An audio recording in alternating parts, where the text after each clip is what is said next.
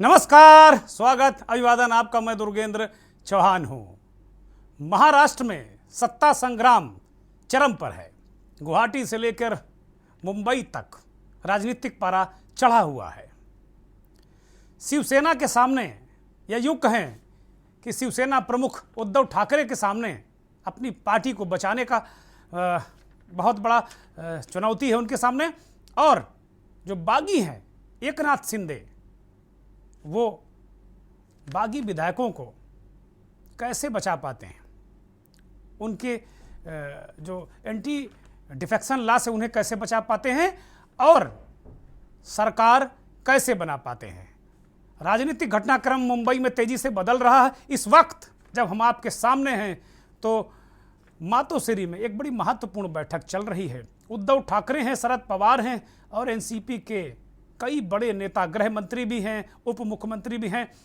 ये खबर आ रही है कि हो सकता है कि शरद पवार अभी थोड़ी देर में उद्धव ठाकरे से कह दें कि वो इस्तीफा दे दें। इस तरह की खबरें हैं। ये सिलेक्टिव लीकेज भी हो सकता है, ये एक तरीके से पॉलिटिकल लीकेज भी हो सकता है। इस तरह की बातें कही जा रही हैं, लेकिन अभी थोड़ी देर में जब पवार बाहर निकलेंगे तो पता चलेगा। अब ये जो सत्ता संग्राम है, शिवसेना के अंदर जो सत्ता संग्राम मचा हुआ है, महाविकास आघाड़ी की सरकार है, 3 दल हैं, कांग्रेस है, शिवसेना है और एनसीपी है, राष्ट्रवादी कांग्रेस शरद पवार की पार्टी। महाविकास आघाड़ी की सरकार संकट में है। सरकार बचेगी या जाएगी, सवाल इसका नहीं है, क्योंकि ज्यादातर एमएलए शिवसेना के बागी हो गए हैं और वो गुवाहाटी के रेडिसन होटल में हैं। और ये कहा जा रहा है कि इनके पीछे एक महाशक्ति है। उस महाशक्ति से क्या एमएलए ये बच पाएंगे, या उनको शिवसेना का नेतृत्व बचा पाएगा, या अपना मान सम्मान उद्धव ठाकरे बचा पाएंगे। संग्राम इस वक्त सत्ता का, संग्राम इस वक्त स्वाभिमान मान सम्मान का। मंथन में आज बात इसी पर करेंगे।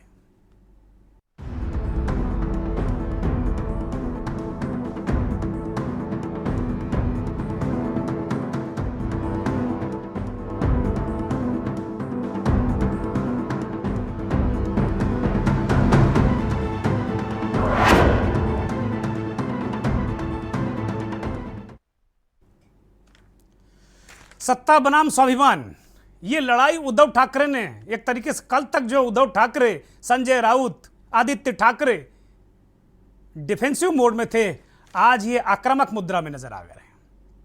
उद्धव ठाकरे ने कहा कि सत्ता का लालच उन्हें नहीं है, सत्ता के लोभी वो नहीं है। उनके परिवार का इतिहास रहा है कि वो सत्ता उनकी पसंद नहीं रही है, लेकिन वो जिद्दी तो हैं, जिद तो है उनके अंदर। ये बात उन्होंने सार्वजनिक तौर पर आज कार्यकर्ताओं के बीच कही, नेताओं के बीच कही, जिनकी एक महत्वपूर्ण बैठक उद्धव ठाकरे ने आज बुलाई थी सेना भवन में। वहां पर प्रदेश भर के बड़े नेताओं को बुलाया गया था, यूथ को बुलाया गया था। और कल दोपहर 1 बजे राष्ट्रीय कार्यकारिणी, शिवसेना राष्ट्रीय कार्यकारिणी की बैठक में उद्धव ठाकरे ने बुला ली। ये खतरा उद्धव ठाकरे के सामने हो गया था कि क्या संगठन भी उनके हाथ से चला जाएगा। बहुत बड़ा ये सवाल पैदा हो गया था। यही वजह है कि उद्धव ठाकरे ने आज इस बात को कार्यकर्ताओं के बीच रखा कि वो सत्ता के लोभी नहीं हैं, लालची नहीं हैं, लेकिन स्वाभिमान की लड़ाई लड़ने से पीछे नहीं हटेंगे। संजय राउत ने कहा कि अब याचना नहीं, अब रण होगा, संघर्ष बड़ा भीषण होगा। संजय राउत कह रहे हैं कि संघर्ष बहुत भीषण हो जाएगा, याचना उन्हें नहीं करनी, अब रण होगा, संघर्ष होगा। और वो कह रहे हैं कि सड़क से लेकर सदन तक संग्राम होगा। ये बात संजय राउत कह रहे हैं कि बिल्कुल अब इसमें कहीं कोई कोताही, कहीं कोई मुलाहिजे की बात बची ही नहीं है। अब तो संग्राम होगा। जो लोग लोभ के चक्कर में चले गए हैं, जो लोग लालच के चक्कर में चले गए हैं, अब उन्हें जवाब देना होगा। जहां से वो चुने गए उनका जवाब देना होगा। और संजय राउत के इस बयान के बाद मुंबई में जो बागी विधायक हैं, उनके पोस्टरों पर कालिख पोतने का सिलसिला शुरू हो गया। एकनाथ शिंदे के पोस्टरों पर कालिख पोती गई। कई जगह कुर्ला के विधायक के दफ्तर पर हमला कर दिया गया, तोड़फोड़ की गई। और एक ऐसे माहौल का निर्माण महाराष्ट्र में हो रहा है जिसके लिए शिवसेना आज से नहीं, वर्षों से जानी जाती रही है। बाला साहब के जमाने से भी शिवसेना इसी बात के लिए जानी जाती रही है कि शिव सैनिक जो ठान लेते हैं वो करके दिखाते हैं। हालांकि महाराष्ट्र में पुलिस और खुफिया एजेंसियों को अलर्ट कर दिया गया है कि किसी प्रकार की कोई घटना ना हो। कुल मिलाकर अगर देखा जा रहा है तो कुल मिलाकर एक गणित निकल कर आ रहा है। इस बीच उद्धव ठाकरे ने 16 एमएलए जो बागी हैं उनको नोटिस दे दिया है कि उन्होंने व्हिप का उल्लंघन किया और उनकी सदस्यता पर भी सवाल उठाए हैं। डिप्टी स्पीकर ने शिवसेना के नए चीफ व्हिप और शिवसेना के नए नेता विधायक दल को मान्यता भी दे दी है। तो ये महत्वपूर्ण राजनीतिक घटनाक्रम हुए हैं। मराठी में जो मराठा सरदार हुआ करते थे, खासतौर पर तात्या टोपे, वो गुरिल्ला युद्ध पद्धति लड़ा करते थे। खुद शिवाजी महाराज भी एक गुरिल्ला पद्धति, एक पत्रकार मित्र ने बताया कि गुरिल्ला पद्धति थी गमनी कावा। इसमें जो भी गुरिल्ला पद्धति से लड़ने वाले योद्धा होते थे बहुत रणनीतिक तरीके से लड़ते थे। इस वक्त शिवसेना को इस युद्ध पद्धति की बहुत ज़रूरत महसूस हो रही है। कुर्ला में जैसा मैंने कहा कि कुल मिलाकर तोड़फोड़ की, बवाल किया, तो अब एक नए तरीके की परिस्थितियों का निर्माण महाराष्ट्र की सड़कों पर, मुंबई के सड़कों पर दिख रहा है। मंगेश जो कुर्ला से विधायक हैं, उनके यहाँ शिवसैनिकों ने हमला कर दिया। अभी देर शाम बड़ी संख्या में शिवसैनिक मातोश्री पहुंचे, हाथ में झंडा लिए हुए, और उद्धव ठाकरे के समर्थन में वो नारे लगा रहे हैं और अंदर बैठक चल रही है। तो वास्तव में अपने आप में ये एक अलग तरीके का निर्माण हो रहा है और शायद यही वजह है कि एकनाथ शिंदे और उनके साथी अभी मुंबई आने से कतरा रहे हैं, जब तक कि उनको पूरी तरीके से उस महाशक्ति का एश्योरेंस ना मिल जाए। 2 घंटे के लिए गुवाहाटी से के रेडिसन होटल से एकनाथ शिंदे निकले और ये कहा गया कि मुंबई जा रहे हैं, भारतीय जनता पार्टी के लोगों के साथ मिलने जा रहे हैं, लेकिन वो 2 घंटे बाद आ गया। कोई महत्वपूर्ण बैठक थी। इस बीच ये भी खबर है कि दिलीप लांडे जो आज सुबह जाकर बागी विधायकों के दल से मिल गए, उनके दफ्तर में भी शिव सैनिकों ने तोड़फोड़ की, बवाल किया है। तो कुल मिलाकर कल तक तमाम परिस्थितियां इस तरीके की नजर आ रही हैं कि सड़क से जो सदन तक के संग्राम का ऐलान शिवसेना के नेता संजय राउत और आदित्य ठाकरे ने कर दिया है। मुश्किल होगी, सरकार भले ही चली जाए, लेकिन जो बागी विधायक हैं उनके लिए मुश्किलें मुंबई में, महाराष्ट्र में निश्चित तौर पर आने वाली हैं। ये अपने आप में बहुत बड़ा एक घटनाक्रम हो सकता है। ये बागी विधायकों की कल की तस्वीर है जो हम दिखा रहे हैं कि लगातार वो इस बात को कह रहे हैं कि वो शिंदे के साथ में हैं। दूसरी तरफ शिवसेना इस बात को कह रही है कि भाई इनको डराया गया, धमकाया गया, ईडी की धमकियां दी। आज कई विधायकों की लिस्ट जारी कर दी शिवसेना ने, कहा कि भाई इन पर ईडी सीबीआई का शिकंजा है, क्या करें बेचारे। लेकिन सवाल यह है कि शिवसेना को अपनी सरकार भी बचानी है और पार्टी भी बचानी है, और मैं कहूं तो इस वक्त उद्धव ठाकरे के सामने सरकार से ज्यादा पार्टी प्रायोरिटी है, पार्टी वरीयता है। उद्धव ठाकरे को सुनिए, बड़ी भावुक अपील उन्होंने की, लेकिन दमखम के साथ में उन्होंने कहा कि हम लालची नहीं लेकिन जिद्दी हैं। पण कोणी कोणत्या वेळेला कसं आपल्याशी वागले या गोष्टी मात्र आपल्याला लक्षात ठेवणं गरजेचं आहे।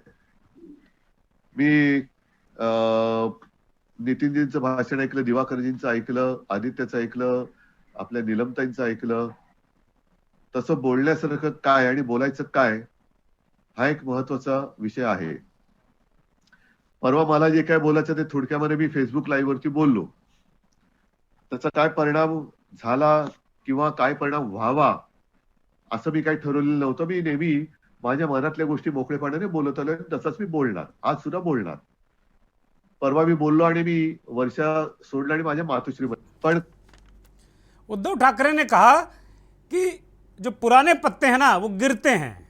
जो विधायक बागी होकर चले गए उनका साथ छोड़कर वो कह रहे हैं भाई पुराने पत्ते गिरते हैं तभी नई कोपले आती हैं। उन्होंने संकेत दिया। उन्होंने ये भी कहा कि क्या ठाकरे के बिना, ठाकरे परिवार के बिना क्या शिवसेना की कल्पना की जा सकती है? क्या शिवसेना की कल्पना करना संभव है? उन्होंने इस बात को बहुत जोर देकर कहा कि ठाकरे के बिना शिवसेना की कल्पना नहीं की जा सकती। शिवसेना माने ठाकरे, ठाकरे माने शिवसेना। ये बात उन्होंने बहुत दमखम के साथ कही, मजबूती के साथ में कही। 2 दिन पूर्व जब वो फेसबुक लाइव में आए थे तो उनकी बगल में तिरंगा झंडा था, अशोक के लाट थी, वो मुख्यमंत्री के रूप में आए थे। आज वो शिवसेना प्रमुख के रूप में आए हैं। ये तस्वीर पीछे देख रहे हैं जिस शख्स की है वो बाला साहब ठाकरे हैं, जिन्होंने तिनके तिनके से शिवसेना को इतना मजबूत और आक्रामक संगठन बनाया। एक वक्त था जब शिवसेना की मर्जी के खिलाफ एक पत्ता नहीं हिलता था वहां महाराष्ट्र में। अजीत दादा पवार को सुनिए, जो डिप्टी सीएम है महाराष्ट्र के, उन्होंने एक तरीके से पूरा समर्थन दिया है उद्धव ठाकरे को। हमारे चीफ मिनिस्टर उद्धव ठाकरे जी के पीछे राष्ट्रवादी कांग्रेस पार्टी के सब विधायकों ने उनको सपोर्ट देने का, और आज हम चीफ मिनिस्टर साहब को, क्योंकि बीच में उनको कोरोना हुआ था इसीलिए उनको हमने वहाँ मिलने के लिए हम गए नहीं थे, लेकिन आज 6:30 बजे पवार साहब, प्रफुल्ल भाई, मैं और जयंत पाटिल उनको मिलने के लिए जा रहे हैं, बात करने के लिए। उनका क्या कहना है, उनका आगे की लाइन ऑफ एक्शन क्या होनी चाहिए। तो ये सरकार तो अल्पमत में आ गई।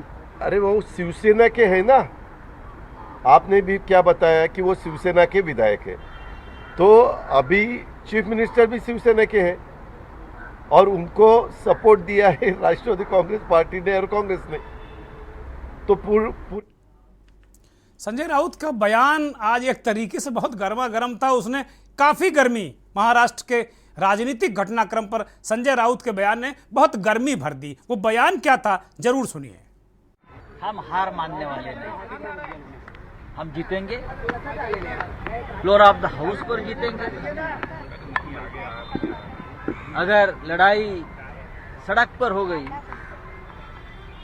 तो वहां भी जीतेंगे। जिसको हमारा सामना करना है मुंबई में आ सकते हैं। बहुत ही गलत कदम उठाया है लोगों ने, उनको हमने मौका भी दिया वापस आने का। अब मुझे लगता है टाइम निकल चुका है। अभी हम ऊपर बैठे थे, माननीय शरद पवार जी से, अनिल देसाई जी थे, गृह मंत्री वळसे पाटिल साहब थे, वहाँ मुख्यमंत्री जी का भी बातचीत हो गई, लेकिन पूरी तैयारी है। आप आइए, अब हमारा चैलेंज है। संजय राउत कहना कि हमारा चैलेंज है, स्वीकार कीजिए। वो कह रहे धमकी नहीं, ये चुनौती है और इसे स्वीकार करना पड़ेगा। हम सभी को पता है, जो लोग बागी हुए हैं वो भी शिव सैनिक हैं, वो जानते हैं कि शिवसेना चुनौती कैसे देती है। उन्हें पता है कि अगर वो चुनौती को स्वीकार करेंगे तो कितनी मुश्किलें आने वाली हैं उनके लिए। ये उन्हें अच्छी तरह पता है, क्योंकि वो कोई बाहर के लोग नहीं, वो शिवसेना के ही लोग हैं। उन्हें पता है कि शिवसेना की धमकी और चुनौती में क्या अंतर होता है, लगभग एक ही सी बात है।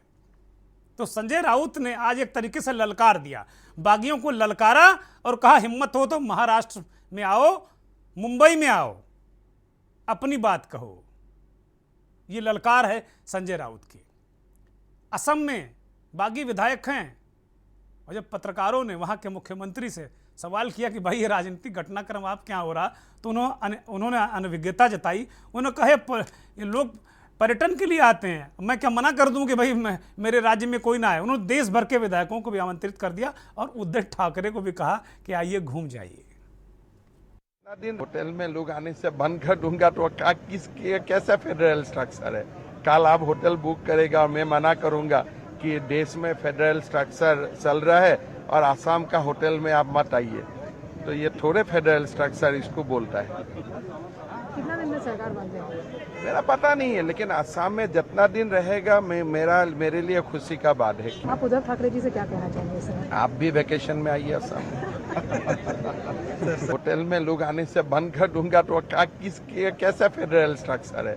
कल आप होटल बुक करेगा और मैं मना करूंगा कि देश में फेडरल स्ट्रक्चर चल रहा है और आसाम का होटल में आप मत आइए, तो ये थोड़े फेडरल स्ट्रक्चर इसको बोलता है। कितना दिन में सरकार बन जाएगी? मेरा पता नहीं है, लेकिन आसाम में जितना दिन रहेगा मेरे लिए खुशी का बात है। आप उद्धव ठाकरे जी से क्या कहना चाहेंगे इस समय? आप भी वेकेशन में आइए आसाम। ये बहुत बड़े खिलाड़ी हैं राजनीति के। अगर कहा जाए जब ये कांग्रेस में थे तब इनको उतना मौका नहीं मिला खेल करने का, लेकिन भारतीय जनता पार्टी ने इनको अपने दल में शामिल करने के बाद पूरा का पूरा नॉर्थ ईस्ट अपने मुट्ठी में कर लिया। वो यही शख्स है, राजनीति के बहुत बड़े खिलाड़ी हैं। इसीलिए बागी विधायकों को असम के गुवाहाटी ले जाया गया। सारा कुछ खेल तो हेमंत बिस्व शर्मा ही कर रहे हैं, ऐसी खबरें हैं। महाराष्ट्र के राजनीतिक हालात क्या हैं? लड़ाई ये स्वाभिमान की है या सत्ता की है? जो सड़क की बात कर रहे हैं संजय राउत, क्या सड़कों पर संघर्ष देखने को मिलेगा? बहुत सारे सवाल हैं। क्या उद्धव ठाकरे अपनी सरकार बचा पाएंगे? क्या उद्धव ठाकरे लालची हैं या लालची नहीं हैं? बहुत सारे सवाल हैं, इनको लेकर आज हम चर्चा करेंगे। मंथन में एक बड़ा पैनल हमारे साथ जुड़ गया है। मैं स्वागत करता हूं आलोक भदौरिया जी का, देश के जाने माने वरिष्ठ पत्रकार संपादक। बिलाल सब्जवारी साहब बहुत दिल्ली से जुड़ गए हैं, हम राजनीतिक विश्लेषक और बहुत पुराने साथी। सूर्य प्रकाश मिश्रा मुंबई से जुड़ गए हैं, बहुत वरिष्ठ पत्रकार हैं। श्याम गिरी भी मुंबई से जुड़ गए हैं, वरिष्ठ पत्रकार हैं। श्याम गिरी कल हमारे साथ में थे। गुलाब दुबे नेशनल कोऑर्डिनेटर शिवसेना, ये भी मुंबई से जुड़ गए हैं। गुलाब जी आपका भी बहुत स्वागत। और अभिषेक त्रिपाठी भारतीय जनता पार्टी के नेता हैं। हमने आज अपने सहयोगियों से कहा था कि भाई मुंबई के लोगों को ज़रा ज़्यादा जोड़िए, क्योंकि वास्तव में सही तापमान, सही टेम्परेचर उन्हीं लोगों को है। मैं इस चर्चा की शुरुआत शिवसेना से करना चाहूँगा कि भाई संजय राउत धमकी दे रहे हैं कि आओ मुंबई में आओ और यहाँ आके हिसाब किताब करो। वो कह रहे हैं सड़क से सदन तक संग्राम होगा, संघर्ष होगा, निपट लिया जाएगा। और उसके बाद शिवसेना के जो बागी विधायक हैं उनके यहाँ हमले शुरू हो गए। गुलाब जी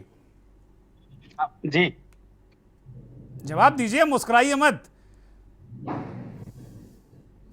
ये जो भी घटनाक्रम है ये बड़ा दुर्भाग्यपूर्ण है हमारे शिवसेना के लिए। बस इतना ही मैं कह सकता हूं कि शिवसेना हिंदू हृदय सम्राट माननीय बाला साहब ठाकरे सभी शिवसैनिकों को एक संस्कार में पाला और बड़ा किया। ऐसे हालात में एक मैं शिवसैनिक के हैसियत से इतना ही कहना चाहूंगा कि ये जो भी घटनाक्रम है ये दुर्भाग्यपूर्ण है। आज अगर हमसे पूछा जाए कि हम कौन है, हम एक ही बात कर सकते हैं कि हिंदू हृदय सम्राट माननीय बाला साहब ठाकरे के एक हम सामान्य और निष्ठावान शिवसैनिक हैं।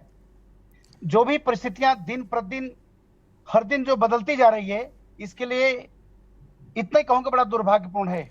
दुबे जी महाराज अब सैद्धांतिक बातें कहने का वक्त नहीं है, बाहें चढ़ा ली। अभी 4 दिनों तक निवेदन की मुद्रा में थे आप लोग।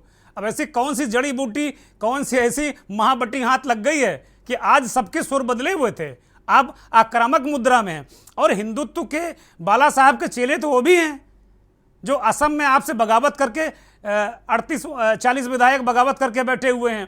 वो कह रहे हैं कि आप हिंदुत्व विरोधी लोगों के साथ आपने सरकार बनाई, उद्धव ठाकरे सत्ता के लालची हैं।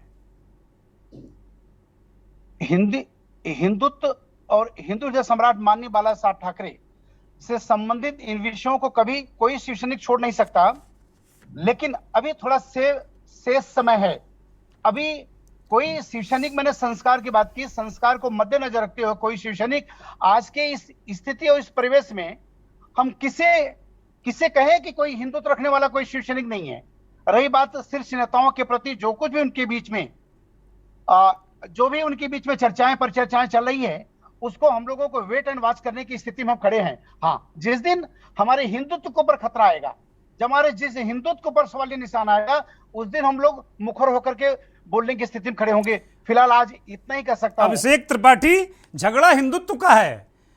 वो असली हिंदू कौन, ये डिबेट शुरू हो गई है। वो कह रहे हैं कि भाई हिंदुत्व के खिलाफ जाकर उद्धव ठाकरे ने बाला साहब की आत्मा को ठेस पहुंचाई है। वो जहां भी होंगे बहुत कुंठित होंगे। और आपकी पार्टी बीच में सीटी बजा रही है और ये कहा जा रहा है कि भाई जो महाशक्ति, जिस महाशक्ति का शिंदे साहब जिक्र कर रहे हैं, वो महाशक्ति आप हैं, भारतीय जनता पार्टी है। तो जो सारा खेल है ना, पहले भी आरोप लगता रहा कि भैया तोड़फोड़ आप लोग करते हैं और कराते हैं, यहाँ भी आप लोग कर रहे हैं। देखिए, जहाँ तक तोड़फोड़ की बात है पहले शिवसेना मुंबई में तोड़फोड़ करती थी, अब शिवसेना आपस में एक दूसरे के साथ तोड़फोड़ कर रही है। तो हालात ये हो चुके हैं मुंबई के और शिवसेना के। अभी हमें समझ में नहीं आता कि शिवसेना है कौन सी, उद्धव ठाकरे जी की कि एकनाथ शिंदे जी की। वो तो खैर आने वाले कुछ दिनों में हमें समझ में आ जाएगा, लेकिन सत्ता का लालच हिंदुत्व से लग आपको रहा दूर पार्टी भी छिनवा देंगे उद्धव ठाकरे से। हाँ, पूरा मन बना चुके हैं कि शिवसेना एकनाथ शिंदे को दिलवा दो भाई। आयोग आपका, संस्थाएं आपकी। नहीं, देखिए, संस्थाएं हमारी जरूर होंगी, पर हरकत उनकी है। अगर वो अपने विधायकों से मिलेंगे नहीं, अपने सांसदों से मिलेंगे नहीं। मेरी जानकारी में व्यक्तिगत ये है कि ऐसे ऐसे सांसद महाराष्ट्र के जिले से आते थे मुंबई उनसे मिलने और 3-3 दिन वेट करते थे। ऐसे ऐसे सांसद हैं जो 6-6 घंटा लाइन में बाहर बैठते थे। एक आज ही सिरसठ साहब सांसद हैं, बागी विधायक हैं, वो उन्होंने बताया 2.5 साल से जब से सरकार बनी है वो मात्र 3 बार थोड़ी देर के लिए मिल सके हैं, जबकि वो बहुत वरिष्ठ सांसद विधायक हैं। तो ये सब जो हरकतें थी ये बहुत टाइम से उबल रहा था इन लोगों के अंदर। बात इसकी है कि आप अगर अपने घर में अपने कमरे में बैठे रहेंगे तो उस तरीके से ना संगठन चलता है ना सरकार चलती है। शिकायतें बहुत लंबी हैं, वो खत्म नहीं होने वाली। आज हम विधायकों की गिनती कर रहे हैं 37 और 38। मैं कम से कम निजी तौर पे पर्सनली 8 ऐसे सांसदों को जानता हूं जिनसे मेरी बात होती है, जो छोड़ने को तैयार है, बस अभी समय नहीं है उस चीज का। और मैं बता दूं, मुंबई में 3 से 4 महीने में नगर पालिका चुनाव है, बीएमसी का, नगर सेवक का, पार्षद का, जो अपने आप में एक मिनी विधानसभा का चुनाव माना जाता है। और उसके बदौलत शिवसेना पिछले 3 साल से जी रही है। ये उनके लिए बहुत अहम होता है। उनके 227 में से 96 नगर सेवक हैं। जब ये सरकार गिरेगी और फिर सरकार जब बनेगी, तो उसके बाद से जब वो नगर सेवक भी जब टूटेंगे तो आने वाला समय बताएगा कि क्या हो रहा है असली शिवसेना में। ठीक है अभिषेक त्रिपाठी, लग रहा है आपने उसकी भी पृष्ठभूमि तैयार कर ली है, मतलब मिटाकर ही दम लेंगे। एक ब्रेक का इशारा हो रहा है, एक ब्रेक लेंगे, एक ब्रेक ले रहे हैं, और जब ब्रेक से आप वापस लौटेंगे तो बात इसी पर करेंगे कि ये लड़ाई सत्ता की है या स्वाभिमान की। आप देख रहे हैं के न्यूज, खबरों का सारथी। देखें कौन नया खिलाड़ी आया है, समझा देते हैं, प्यार से समझाएंगे। ये तो अपनी जुबान है। जुबान एक हो तो दिल भी एक होने चाहिए। विमल बोलो जुबान केसरी। गोल्डी हिंग का तड़का लगे तो सभी दबा के खाते हैं। गोल्डी हिंग कण कण में जान। हर लेट नाइट पार्टी टेंशन का जश्न, चौड़ी हो छाती तो टशन का जश्न। जहां इंडिया करे सेलिब्रेशन वहां होए टशन का जश्न। राजश्री इलायची टशन का जश्न। के न्यूज की खास पेशकश सप्ताहांत में देखिए नेशनल हेराल्ड ईडी का शिकंजा इस शनिवार रविवार रात 8 बजे और तबाही, सिर्फ तबाही शनिवार रविवार रात 8:30 बजे प्रबुद्ध चौहान के साथ। देखें कौन नया खिलाड़ी आया है, समझा देते हैं, प्यार से समझाएंगे। ये तो अपनी जुबान है। जुबान एक हो तो दिल भी एक होने चाहिए। विमल बोलो जुबान केसरी। आप देख रहे हैं के न्यूज, खबरों का सारथी।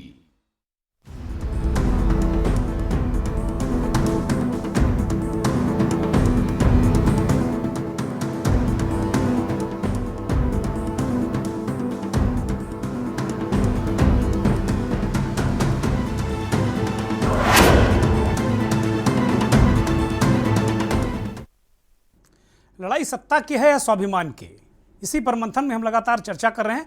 एक बहुत बड़ा पैनल, बहुत जाने माने विद्वान, पत्रकार और राजनीतिक लोग भी हमारे साथ जुड़े हुए हैं। सूर्य प्रकाश जी के पास चलेंगे। सूर्य प्रकाश जी, ऐसा क्या हुआ कि इतना बड़ा ज्वालामुखी फटा और उद्धव ठाकरे आज ये समझ नहीं पा रहे हैं कि उन्हें अब करना क्या चाहिए। और दूसरा सवाल मेरा ये है कि अब उद्धव ठाकरे के सामने क्या प्रायोरिटी है, सरकार बचेगी या पार्टी? अनम्यूट करिए सूर्य प्रकाश जी, आपकी आवाज दर्शकों को नहीं मिल पा रही है। नमस्कार। नमस्कार। देखिए, जहां तक मैं समझता हूं, मैंने पिछले 25 सालों से एकनाथ शिंदे जी की राजनीति को बहुत करीब से देखा है और वो इसमें संदेह नहीं, बहुत सारे आप लोगों को जानकारियां मिल चुकी हैं। पूरे विश्व को इस समय उनके खोज चल रही है, गूगल पे चल रहा है कि एकनाथ शिंदे आखिर हैं कौन। एकनाथ शिंदे, इसमें संदेह नहीं कि शिवसेना के कट्टर कार्यकर्ता, बाला साहेब ठाकरे के विचारों को, आनंद दिघे के विचारों को मानने वाले, पार्टी के बहुत समर्पित एक तरह से नेता, विधायक, कार्यकर्ता रहे हैं और बहुत नीचे से ऊपर तक का उन्होंने लगातार मेहनत से अपनी सीढ़ियां तय की है। इसके पीछे जो चर्चा चल रही है, बहुत सारे कारक हैं कि उद्धव साहब ठाकरे जो हैं, सीएम की भी उनकी चर्चा थी, पिछली सरकार में नहीं बन पाए, दूसरे नंबर के नेता हैं, यह भी सही है। लेकिन और भी जो विधायकों ने कहा कि भाई हमसे उद्धव साहब मिलते नहीं थे, 2-2.5 सालों का जो एक कार्यकाल गया, बहुत ही कोरोना काल और बहुत सारी स्थितियां बदली, इसमें कोई संदेह नहीं कि शिवसेना की अपनी एक कार्यप्रणाली है, उसके प्रमुख का एक अपना रुतबा रहता है। वाकई में वो आसान नहीं रहता उनसे मिलना जुलना, ये शुरू से चला रहा है। उद्धव साहब ने भी उस चीजों को समझा है और उस तरह से व्यवहार करने की उन्होंने कोशिश की। रही बात दूसरा जो सवाल आपने किया सरकार और संगठन की, तो उनको तो यह मुझे लगता है, हम लोगों को लग रहा है कि सरकार तो जानी है, क्योंकि 2/3 विधायकों को वो लेकर अलग हो चुके हैं। अब उन्होंने अपना गुट बनाया है और उसको किस तरह से मान्यता देता है विधानसभा अध्यक्ष या विधानसभा में किस तरह से मान्यता फ्लोर पे आएंगे तो उसका पता चलेगा। लेकिन उद्धव इस समय अपना संगठन बचाने में लगे हुए हैं, ये तय है। ठीक बात है सूर्य प्रकाश जी। श्याम गिरी जी के पास जाएंगे। श्याम गिरी जी, जो संजय राउत कह रहे हैं कि भाई अब सड़क और सदन संघर्ष दोनों जगह होगा, और जब उन्होंने कहा कि भाई अब हमने चैलेंज स्वीकार किया, उसके बाद तोड़फोड़ शुरू हो गई, तो क्या शिव सैनिक अपने ही, जो अभी भी शिव सैनिक वो अपने आप को दावा कर रहे हैं, जो बागी नेता हैं, तो क्या वो अपने ही वो फार्मूला जो दूसरों के खिलाफ अप्लाई होता था, क्या वो अपने लोगों पर अप्लाई हो रहा, या अगले 2-3 दिनों तक महाराष्ट्र या मुंबई की सड़कों का क्या हाल देखते हैं आप? किस तरह की स्थितियां होने जा रही वहां? देखिए दुर्गेंद्र जी, यहाँ पर जो शिवसेना और शिवसेना की लड़ाई चल रही है, बचाव के लिए शरद पवार जी भी आए हैं। और शरद पवार जी इसलिए आए हुए हैं कि उनको पता है कि अगर सरकार हिल गई या एमवीए सरकार टूट गई तो उससे ज्यादा नुकसान राष्ट्रवादी कांग्रेस पार्टी की होगी, क्योंकि अगर भाजपा के साथ में एकनाथ शिंदे जी की अगर सरकार बन गई तो एनसीपी के काफी विधायक टूट जाएंगे। और इसके पहले भी ऐसा हो चुका है, जब भाजपा की सरकार थी तो काफी लोग जो है एनसीपी छोड़ के जो है भाजपा का दामन थामे थे, और हालांकि सरकार नहीं बन पाई, एमवीए सरकार बनी। तो इसमें सबसे ज्यादा शरद पवार को डर है कि हमारी पार्टी जो महाराष्ट्र में खाली सीमित है, महाराष्ट्र से भी अगर चली गई तो क्या होगा हमारी। ठीक बात है श्याम गिरी, ठीक बात है पवार जी। ठीक बात है बिलाल भाई। श्याम गिरी जी ने नया एंगल दे दिया कि पवार अपनी पार्टी बचाने को लेकर, हम लोग तो उद्धव ठाकरे की बात कर रहे हैं, ये कह रहे हैं कि पवार अपनी पार्टी बचाने के लिए सरकार बचाएंगे। बिलाल भाई देखिए, बिल्कुल बात ठीक है। अगर आप इसके परिप्रेक्ष्य को समझने की कोशिश करें तो कुछ कल या परसों अजीत पवार का बयान आया था जिसमें ये कहा था उन्होंने ऑन रिकॉर्ड कि देखिए भारतीय जनता पार्टी का इसमें कोई गेम प्लान नहीं है, जबकि अगले दिन शरद पवार का ये बयान आया कि सारे प्रकरण के पीछे भारतीय जनता पार्टी काम कर रही है। तो एनसीपी में भी डिफेक्शन है। और ये बात मैं भी ये कहना चाहता था इसी बात को कि अभी तो शिवसेना के अंदर डिवीजन कराया है भारतीय जनता पार्टी ने, भविष्य के अंदर हो सकता है कि एनसीपी में भी डिवीजन हो जाए और उसके सूत्रधार अजीत पवार बन सकते हैं, क्योंकि बहुत ज्यादा महत्वाकांक्षी हैं और आने वाले समय के अंदर उन पर भी ईडी का दबाव रहा है, उन पर भी सीबीआई का दबाव रहा, और वो वहां पर भारतीय जनता पार्टी की सरकार में डिप्टी चीफ मिनिस्टर के पद पर जा भी चुके हैं। तो इसमें इस बात की संभावना को नहीं नकारा जा सकता, क्योंकि politics is a game of possibilities as well as is a game of perception. तो जहां राजनीति अवधारणा की लड़ाई है, वही संभावना की भी लड़ाई माना जाता है राजनीति को। तो मैं इस बात से सहमत हूं कि ये इन संभावना को मैं नकारता नहीं हूँ, लेकिन फिलहाल जिस तरह से शिवसेना खासतौर से जो संकेत दे रही है उसे कहते हैं कि बैटल ऑफ परसेप्शन, जिसे मनोवैज्ञानिक लड़ाई आखिरी दौर में पहुंच गई है। शिवसेना उस मनोवैज्ञानिक लड़ाई का में एक अपना एक अपर हैंड रखना चाहती है, हालांकि वो बैटल लूज कर चुकी है।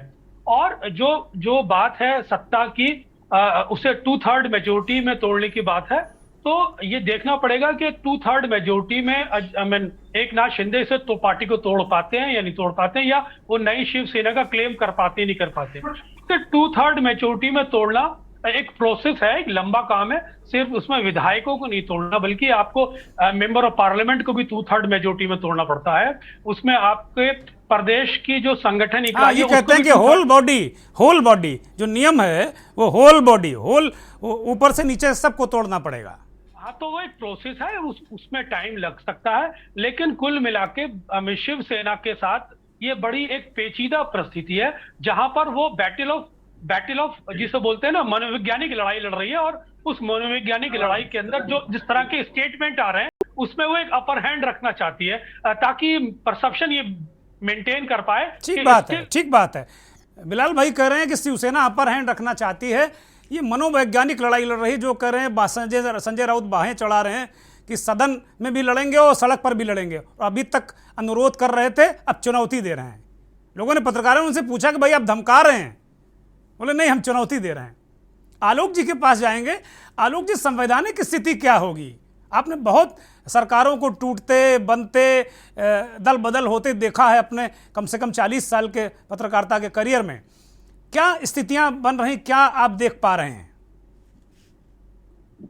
मुझे नहीं लगता कि भारतीय जनता पार्टी की जो रणनीति होगी, जो एक महाशक्ति है एकनाथ शिंदे के पीछे, उस महाशक्ति की रणनीति ये बिल्कुल नहीं होगी कि वो दल बदल कराए। दल बदल उसका उद्देश्य नहीं है। उसका उद्देश्य ये है कि किसी भी तरीके से चुनावी सिंबल एकनाथ शिंदे के पास पहुंचा दिया जाए, पहला। दूसरा, एक लोकसभा चुनाव से पहले एक बहुत बड़ा चुनाव अभी होने वाला है, जो हमारे पैनलिस्ट ने भी कहा कि बीएमसी का चुनाव है, जो अभी आरक्षण की वजह से अप्रैल में हो जाना था, वो थोड़ा आगे खिसक गया, अब वो होना है। वो बड़ा महत्वपूर्ण है। उसमें अगर आप याद करिए तो जहां तक मुझे याद आ रहा है, या जो महाराष्ट्र के हमारे साथी मेरे को करेक्ट करें, मेरे ख्याल से भारतीय जनता पार्टी 84 पे थी और शिवसेना शायद 82 पे थी बीएमसी में। उल्टा था ऐसे ही था ना, वो लगभग, मतलब 2 सीटों का ही फर्क था। शिवसेना 2 सीटों पे आगे थी, 2 सीटों पे आ गई थी। हाँ, बिल्कुल सही। तो अब आप देखिए, ये स्थिति बहुत गंभीर है।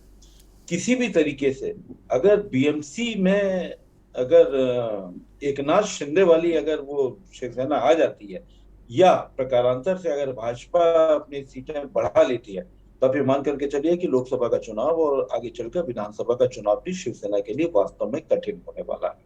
नंबर 1। नंबर 2, एक जहां तक मुझे एक और चीज समझ में आती है कि शिवसेना के कई जो विधायक हैं वो एनसीपी के साथ में लड़ कर एनसीपी लोगों को वालों प्रत्याशियों को हराकर विधानसभा पहुंचे थे। ये बड़ा महत्वपूर्ण है। इस बार उनके सामने भी अपनी सियासत का, मतलब अपने वजूद का एक संकट होगा।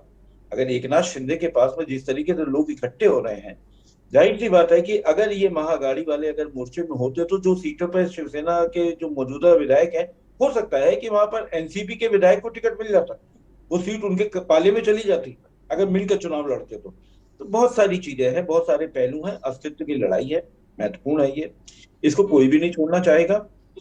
अब जो आपका जो मूल सवाल बड़ा टेढ़ा है, इसका जवाब देना बड़ा मुश्किल है। हमारे अभी कुछ पैनलिस्ट ने कहा कि एनसीपी के लिए भी बहुत जरूरी है कि वो शिवसेना के साथ में खड़े रहें, उद्धव ठाकरे वाली शिवसेना के साथ में खड़े रहें। लेकिन यहाँ मेरे मन में एक सवाल पहुंचता है, गृह मंत्रालय एनसीपी के पास था, आखिर क्या वजह है कि इतने विधायक यहाँ से सूरत निकल जाते हैं, उसके बाद पूरे मतलब एनसीपी को और हमारे जो गृह मंत्री उनको खबर ही नहीं होती है। आलोक जी, आज कुछ पत्रकार कह रहे थे कि शरद पवार की पार्टी का जो गृह मंत्री है, उन्हीं की पुलिस इन विधायकों को एस्कॉर्ट करके छोड़ कर आई है। ये आज ये बात हो रही थी मेरी मुंबई में, तो वो कह रहे थे कि भैया ये मामला कुछ अलग है, पवार का ही कुछ खेला है इसमें। नहीं, इसमें आपको एक चीज और ध्यान रखनी पड़ेगी। एनसीपी के 2 मंत्री नवाब मलिक और एक जो पहले थे देशमुख, अनिल देशमुख, हाँ, ये दोनों केंद्र सरकार की एजेंसियों के रडार पे हैं, गिरफ्तार हो चुके हैं। और बाकी लोगों की भी अगर फाइलें खुल गई हो तो कोई आश्चर्य की बात नहीं है। तो एनसीपी को भी तो बचाना है ना। तो बहुत सारे लोग वजूद की लड़ाई है, हम लोग को शिवसेना की दिखाई दे रही है, लेकिन पर्दे के पीछे एनसीपी को भी अपना वजूद बचाए रखना है, अपने विधायकों को साथ में जोड़े रखना है। तो ऐसी परिस्थितियां, और एक और संघर्ष, सड़क पर संघर्ष के मामले में देखिए, अभी भले ही इमोशनली, मानसिक तौर पर शिवसैनिक है वो उद्धव ठाकरे जी के समर्थन में आ जाएंगे, काली पोत देंगे, सब कुछ कर देंगे, लेकिन ये बिल्कुल नहीं भूलना चाहिए कि एकनाथ शिंदे भी जमीनी नेता है। तमाम शाखा प्रमुख जो महाराष्ट्र में जो सेटअप है शिवसैनिकों का, सत्ता में आने से पहले शाखा प्रमुख ही एक ऐसा व्यक्ति होता था जो शिवसेना चीफ के साथ में जिसकी डायरेक्ट पहुंच हो सकती थी। एक आम शिव सैनिक नहीं मिल सकता, पहले भी मिल सकता था, ये कोई नई बात नहीं है। लेकिन अब यही देखना है कि ये पेच कहाँ जाएगा, कैसे तस्वीर खुलेगी। और जो सत्ता में जो सड़क पर संघर्ष की जो बातें कर रहे हैं, एक हमारे पैनलिस्ट ने बिल्कुल दुरुस्त फरमाया कि ये केवल एक मनोवैज्ञानिक लड़ाई है, और ये मनोवैज्ञानिक केवल हवाई नहीं है, इसमें हकीकत भी है। यही वजह है कि वो सूरत के बाद में उनको गुवाहाटी ले जाया गया, बगल में। आलोक जी रोक रहे हैं आपको, मीटिंग खत्म हो गई है, मातोश्री में एक बैठक अभी चल रही थी, बड़ी महत्वपूर्ण ये तस्वीर है, मुंबई से ये बड़ी महत्वपूर्ण तस्वीर है। मातोश्री में लगभग 2-2.5 घंटे से ये बैठक चल रही थी, 6:30 बजे से ये बैठक चल रही थी, 2 घंटे हो गए, अभी ये बैठक खत्म हुई है। शरद पवार निकले हैं, अजीत पवार उनके भतीजे निकले हैं, वलसे पाटिल, तमाम लोग, ये बड़े महत्वपूर्ण विजुअल थे। अब इस बैठक के बाद क्या कुछ नया राजनीतिक घटनाक्रम होता है? क्योंकि एक सवाल ये भी हो रहा था, आलोक जी आपसे ही सवाल करूंगा कि अभी जब ये बैठक शुरू होने से पहले कहा जा रहा था कि शरद पवार उद्धव ठाकरे को इस्तीफा देने की सलाह दे सकते हैं। आलोक जी देखिए, अगर जो मौजूदा जो हालात है उसमें एक ऐसा लग रहा है कि उद्धव ठाकरे को सहानुभूति की जरूरत है, तो ऐसी स्थिति में वो विक्टिम कार्ड खेल सकते हैं, वो इससे इनकार नहीं किया जा सकता। लेकिन इतनी आसानी से नहीं विक्टिम कार्ड को खेलेंगे, इतनी आसानी से इस्तीफा नहीं देंगे, मुझे इसमें शक है। क्योंकि जो असली चुनौती है ना, अगर शिवसेना के लोगों को ही अगर वो मानसिक तौर पर अगर वो तैयार नहीं कर सके संघर्ष करने के लिए, उन्होंने इस्तीफा देके बैठ गए, तो स्थितियां आसान नहीं होंगी। इसीलिए बार बार चुनौती दी जा रही है कि आप महाराष्ट्र की जमीन पे आकर के बातें करिए। लेकिन अब बातें बहुत आगे निकल चुकी है, विक्टिम कार्ड उनको खेलना पड़ेगा, आज नहीं तो कल, ये भविष्य बताएगा। शिवसेना के साथी गुलाब जी से मेरा यही सवाल है कि गुलाब जी, उद्धव ठाकरे विक्टिम कार्ड खेल रहे हैं या खुद को विक्टिम जैसा दिखा रहे हैं कि भाई वो तो सत्ता ही नहीं चाहते थे, वो तो सरकार में आना नहीं चाहते थे, उन्होंने बागियों से यहाँ कहा कि भाई आके मेरे सामने कह दो, पार्टी भी ले जाओ, सरकार भी ले जाओ। तो इतना ताकतवर व्यक्ति, और जो शिवसेना प्रमुख होता, चाहे बाला साहब हो चाहे उद्धव बाला साहब ठाकरे जी हो, इतना ताकतवर व्यक्ति इतना बेचारा क्यों बन के नजर आ रहा? यहाँ पे लाचार और बेचारे की बात नहीं रही। अभी मैं सभी जिन तथ्यों के आधार पर शिवसेना और शिवसेना के वर्तमान परिस्थितियों के बारे में आदरणीय आलोक जी ने जो चर्चा किया, इनके बातों से हम अपनी सहमति जताते हैं। और इस हालात में इतना ही कहने की मेरी परिस्थिति बन रही है कि 2 ओठ अलग बात करें ये तो गलत है, 2 पैर 2 राह चले ये तो गलत है, 2 हाथ 2 तरफ से उठे ये तो गलत है, बिछड़े हुए मिल जाएं तमन्ना तो ही है, खिल जाए चमन फिर से तमन्ना तो ही है। गुलाब जी कह रहे हैं, अभिषेक जी वो शेरो शायरी पे हैं, बड़ा भावुक हैं, लग रहा है बहुत अंदर तक आहत हैं। आप लोगों ने कोई कसर नहीं छोड़ी, पुराने साथी हैं, कोई रास्ता तो छोड़ देते मेरे भाई। बिल्कुल आपके माध्यम से मैं बताना चाहूंगा, बिल्कुल हर शिवसैनिक जो निष्ठावान कार्यकर्ता है, जो अपने जीवन को, अपने जवानी को, अपने युवावस्था को खपा दिया, 35 वर्षों से हम एक शिवसैनिक हैं। शिवसैनिक के रूप में हमारे लक्ष्य पे कोई दिखता था, अगर हमारा कोई भगवान दिखता था तो आदरणीय श्री हिंदू हृदय सम्राट माननीय बाला साहब दिखते थे। थाने में देखते थे तो स्वर्गीय धर्मवीर आनंदी के दिखते हैं। आज थाना में हमारा राजनीतिक का यहाँ से मेरा उदय हुआ है। आज जैसा कि अभी भी आलोक जी भदौरिया जी ने जो बात बताई, आदरणीय एकनाथ शिंदे साहब यहाँ एक जमीनी नेता हैं। हम उनको नकार नहीं सकते हैं, या और शीर्ष नेताओं को नकार नहीं सकते हैं। आज जो लोगों के बीच में वाद विवाद या किसको चुनौती चैलेंज, उस हालात में हम किसको क्या बोले? हम उस तरफ देख रहे हैं तो कोई बड़ा भाई दिख रहा है, कोई छोटा भाई दिख रहा है, कोई मेरा आदरणीय दिख रहा है, कोई मेरा सम्मानी दिख रहा है। तो मैं यूं कह लेना चाहूंगा चीज के लिए कि शिवसैनिक और शिवसेना जितने अपने औसतन मापदंड में बात करें, वही शिवसेना के एक संस्कार है। गुलाब जी आपको क्या लगता है कि जो आपके ही चिराग से घर जला या भारतीय जनता पार्टी वालों ने माचिस लगाई बाहर से? मैंने बताया ना आपको कि भदौरिया साहब ने बहुत अच्छी बात कह गई, वही उसी कथ्य का या उसी विवरण का मैं पुनरावृत्ति कर सकता हूं। ऐसा हालत नहीं कि शब्दों का अभाव है। अभिषेक जी के पास चलेंगे। अभिषेक जी, आपने शिवसेना को कहीं का नहीं छोड़ा, ऐसी जगह ला के खड़ा कर दिया है। ये दिघे साहब के अनुयायी अब बीजेपी नचा रही उन्हें। मुझसे पूछ रहे हैं आप? हाँ, आप ही से पूछ रहे हैं। भारतीय जनता पार्टी का प्रतिनिधित्व आप ही कर रहे हैं। नहीं, हम बीजेपी का प्रतिनिधित्व नहीं कर रहे हैं, हम तो नहीं। अभिषेक आपको नहीं पूछ रहे हैं, बीजेपी के प्रतिनिधि से पूछ रहे हैं। मुझे लगता है आवाज नहीं आ रहा है अभिषेक की। सूर्य प्रकाश जी के पास चलते हैं। सूर्य प्रकाश जी, वो मूल प्रश्न वही का वही रहा कि उद्धव ठाकरे ने शिंदे पर ज्यादा भरोसा कर दिया कि इस वजह से, क्योंकि उनको नेता बना दिया, विधायक दल का नेता भी बना दिया, एक शानदार मंत्रालय भी दे दिया, नंबर 2 की हैसियत भी दे दी। इसका फायदा उन्होंने उठा लिया और एक तरीके से जैसा शिव सैनिक कर रहे हैं कि पीठ में और पेट में हर जगह छुरा भोंक दिया। सूर्य प्रकाश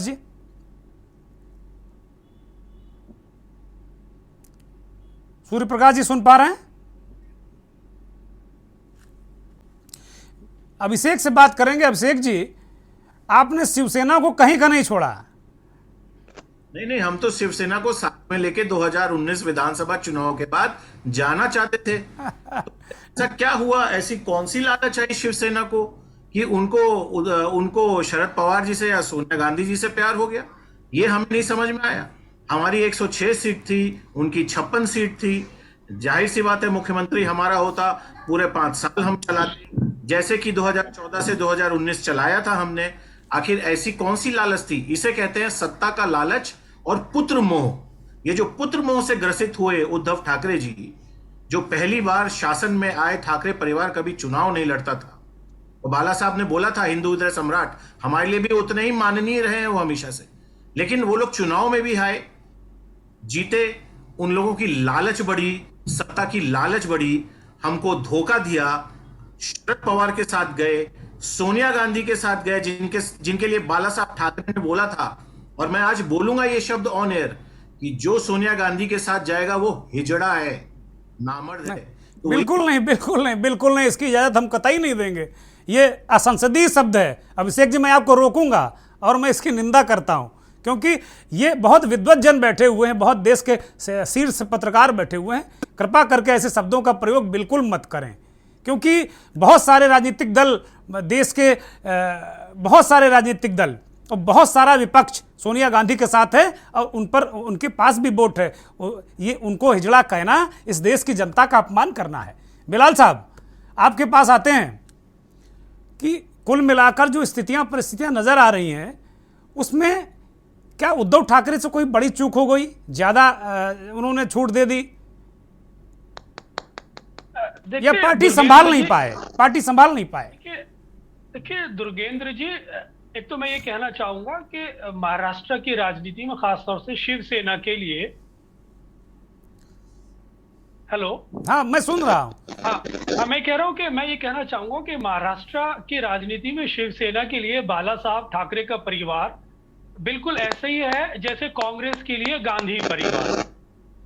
साथ ही साथ भारतीय जनता पार्टी ने जो दूसरे दलों में जो पोचिंग करती है उसमें उसने उस हद तक मास्टरेट हासिल कर ली है। कि उसका फिलहाल अभी किसी के पास तोड़ नहीं है। अगर कर्नाटक की बात करें तो भ्रष्टाचार के मुद्दे पर पार्टी तोड़ी, मध्य प्रदेश में देखें तो महाराष्ट्र के स्वाभिमान के आधार पर पार्टी तोड़ी, और अगर आप फिलहाल महाराष्ट्र की बात करें तो हिंदुत्व के प्लेटफॉर्म पे इन्होंने पार्टी के अंदर डिफेक्शन पैदा करने की कोशिश की। दरअसल ये बहुत ही कैलकुलेटेड मूव है। जब आप हिंदुत्व के प्लेटफॉर्म पे शिवसेना को तोड़ने की बात करते हैं और एकनाथ शिंदे को जब भारतीय जनता पार्टी की शक्ति प्राप्त होती है पीछे से, तो एकनाथ शिंदे इस हिंदुत्व की बैटल में बाला साहब ठाकरे के परिवार के सामने एक लेवल प्लेइंग फील्ड के रूप में आके खड़े हो जाते हैं। तो आसान नहीं होगा। यहाँ पर शिवसेना के अंदर जब आप हिंदुत्व के मुद्दे पर डिवीजन कर देते हैं तो level playing field Eknath Shinde के लिए बराबर का हो जाता, खासतौर से जब भारतीय जनता पार्टी उसे शक्ति प्रदान कर देती है। तो कुल मिलाकर मैं यही कहूंगा कि परिस्थितियां बहुत ही गंभीर हैं और एकनाथ शिंदे को जिस तरह से भारतीय जनता पार्टी का बैकअप मिला है और इस डिवीजन का आधार जो आधारित वैचारिक रूप से हिंदुत्व है, उसमें आने वाले समय में बहुत ही दिक्कत पैदा हो सकती है शिवसेना के सामने। और कल को ओरिजिनल शिवसेना का क्लेम कौन करता है, ये सिंबल किसके पास है? ठीक बात है बिलाल भाई, ठीक बात है। बहुत थोड़ा सा वक्त बचा हमारी इस चर्चा में। आलोक जी, फाइनल कमेंट आपका कि ये वास्तव में क्या हिंदुत्व के लिए शिवसेना टूटी है? ये बड़ा सवाल है, मेरे मन में भी आ रहा था, ये बात कई दिनों से मन में आ रही कि भाई हिंदुत्व के मुद्दे पर टूटी है या सत्ता चाहिए? देखिए, दो चीजें हैं। इस सवाल का जवाब इसको दो तरीके से देना पड़ेगा। पहला देना पड़ेगा, कॉर्पोरेट सबसे ज्यादा मुंबई में है, महाराष्ट्र में। तो कॉर्पोरेट और कॉर्पोरेट की पूंजी ये बहुत बड़ी ताकत होती है। भारतीय जनता पार्टी कतई नहीं चाहती थी और चाहेगी कि ये कॉर्पोरेट जहां पर सारे के सारे मुख्यालय हैं मुंबई में, उस महाराष्ट्र में वो बहुत देर तक तमाशा देखती रहे। ये उसके लिए मुमकिन नहीं था, नंबर वन। नंबर दो, आपके सवाल का जवाब मेरे को इसलिए मैं बहुत सीधा सीधा नहीं दे पाता हूँ। मैं सिर्फ एक चीज नहीं समझ पा रहा हूँ कि गुजरात में भी इनकी सरकार थी, वहां भी ये सारे एमएलए ले गए थे, फिर आखिर क्या वजह हुई कि ये गुजरात से गुवाहाटी ले गए? ये मेरे को अभी तक ये बात समझ में नहीं आई कि ये गुवाहाटी का सफर क्यों किया गया, जबकि इनके पास बगल में महाराष्ट्र में भी इनकी सरकार थी। तो पेश तो बहुत है, लेकिन इसमें एक चीज और जोड़ दीजिएगा, वैचारिक से ज्यादा, वैचारिक को तो जो भी है वो केवल राजनीतिक तौर पर सामने रखा जाता है, एक अवधारणा बनाई जाती है। असली ताकत तो केंद्रीय एजेंसियां भी तो, वो भी तो है ना कि अगर आप हमारे पाले में चले आए तो आप दूध के धुले हैं, आपकी कोई फाइल नहीं खुलेगी, कुछ नहीं होगा। ये भी एक पहलू को ध्यान रखना पड़ेगा। श्यामगिरी जी कह रहे थे कि देवेंद्र फडणवीस और शिंदे साहब की बड़ी दांत काटी रही है पिछली भी सरकार में। तो ये भी कहीं ना कहीं जो आपने कारपोरेट वाला एंगल दिया, वो उसमें एक बहुत बड़ा अंग या बहुत बड़ा रोल प्ले कर सकता है। बहुत शुक्रिया सभी मेहमानों को, बहुत बहुत धन्यवाद इस चर्चा में भाग लेने के लिए और तमाम बेहतरीन तरीके से इस महाराष्ट्र का जो राजनीतिक घटनाक्रम है उसमें अलग अलग एंगल से हमारे सभी मेहमानों ने एक अलग अलग एंगल दिया। आलोक भदौरिया जी ने कहा कि कॉरपोरेट एंगल प्रधान है, कॉरपोरेट एंगल बड़ा है, क्योंकि वो आर्थिक राजधानी है भारत की। वो आर्थिक राजधानी में ही दिल्ली वाली सरकार का प्रभुत्व ना हो, ये कैसे हो सकता है? एक और इस चर्चा से एक और निष्कर्ष निकला कि क्या अब जो एजेंसियां हैं, चाहे ईडी हो, सीबीआई है, यही सरकारें बनाए बिगाड़ेंगी? करोड़ों करोड़ जनता क्या बेवजह वोट देती है? खैर, अब हम बढ़ेंगे अपने अगले सेगमेंट की तरफ और बात करेंगे राष्ट्रपति चुनाव 2022 की। राष्ट्रपति चुनाव 2022 के लिए आज एनडीए की कैंडिडेट, एनडीए की उम्मीदवार मुर्मू जी ने पर्चा दाखिल किया संसद भवन में जाकर। उनके साथ प्रधानमंत्री नरेंद्र मोदी मौजूद थे। द्रौपदी मुर्मू आदिवासी समुदाय से आती हैं, एक ऐसी महिला, उनको लौह महिला कहा जाए तो अतिशयोक्ति ना होगी। पति की मौत, 2 लड़कों की मौत, 2 बच्चों की मौत, उसके बाद पूरे परिवार को खेना, अपने नए सिरे से पढ़ाई करना, क्लास 2 की नौकरी करना, शिक्षिका होना, विधायक होना, मंत्री होना, राज्यपाल होना और अब राष्ट्रपति की उम्मीदवार। एक बहुत बड़ी शख्सियत और बड़ी संघर्ष की अपने आप में कहानी।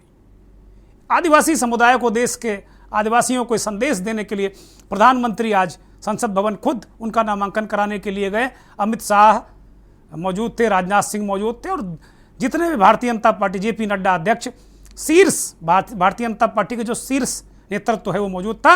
और उत्तर प्रदेश के मुख्यमंत्री योगी आदित्यनाथ को भी खास तौर पर इस मौके पर देखा गया, वो खास तौर पर मौजूद थे और उनकी भूमिका पिछले भी राष्ट्रपति चुनाव में बड़ी अहम थी और इस बार भी उनको खास अहमियत दी गई। नरेंद्र मोदी द्रौपदी मुर्मू के प्रस्तावक थे। अब जिस हिसाब से जो खबरें आ रही हैं कि जेडीएस और जेएमएम, झारखंड मुक्ति मोर्चा, ये भी आदिवासी कैंडिडेट के नाते एनडीए के साथ जाते नजर आ रहे हैं। तो कुल मिलाकर जो वोटों का वेटेज है वो धीरे धीरे बढ़ता जा रहा है। यशवंत सिन्हा के लिए काफ़ी मुश्किलें नजर आ रही हैं। ट्विटर पर आज हम देख रहे थे कई पत्रकार और कई ऐसे लोग भी सलाह दे रहे थे जिनकी हैसियत नहीं कि यशवंत सिन्हा से बात कर सकें, वो भी सलाह दे रहे थे कि पर्चा वापस ले लो और घर बैठो, इज्जत बचाओ, अपने बेटे का भी मान सम्मान रखो, कौरवों के पक्ष में मत खड़े हो। इस तरह की सलाह वो लौंडे लफाड़ी टाइप लोग दे रहे थे जो 2 मिनट यशवंत सिन्हा से बात भी नहीं कर सकते। इस तरीके, चूंकि ये सोशल मीडिया है, उन्मुक्त मीडिया है, कुछ भी बोलो, कोई पैसा तो लगता नहीं। अब वक्त हो चला है चलते चलते का, और चलते चलते में एक ऐसी घटना के बारे में आपको हम बताएंगे। आपने अक्सर सुना होगा कि सांप ने काट लिया, बहुत प्रयास किया गया, पीएससी सीएससी पास नहीं हुई, इलाज नहीं मिल पाया, शख्स मर गया, बच्चा मर गया, महिला मर गई, बच्ची मर गई। ये अक्सर जो सुदूर ग्रामीण इलाकों में सांप काटने से बहुत सारी मौतें होती हैं, इलाज ना मिलना, वीनम का इंजेक्शन का ना मिलना, ये बहुत बड़े कारण होते हैं। लेकिन एक ऐसी घटना आपको दिखाएंगे और उसके साथ आपको छोड़ जाएंगे कि वहाँ उल्टा हो गया और वो चर्चा का विषय है। एक सांप ने एक बच्चे को काट लिया। बिहार का गोपालगंज है, लालू प्रसाद यादव का गृह जनपद है गोपालगंज, वहाँ की ये घटना है। एक बच्चे को सांप ने काट लिया, अफरा तफरी मच गई, रोना पीटना मच गया, चीख पुकार मच गई, इलाज की बात शुरू हुई, बहुत सारी बातें की गई, लेकिन बच्चा तो सही सलामत रहा, ऊपर वाले मालिक की कृपा से सांप मर गया। इस घटना को ऐसे प्रेजेंट किया जा रहा है कि सांप मर गया क्योंकि बच्चे के अंदर इतनी इम्यूनिटी पावर थी। अब ये ईश्वर जाने, ये ईश्वर की ही महिमा कह सकते हैं और ये वैज्ञानिकों के शोध का विषय है। इसे देखिए, मंथन कीजिए, चिंतन कीजिए, लेकिन किसी अंधविश्वास में मत फंसिए। बहुत बहुत धन्यवाद। नमस्कार।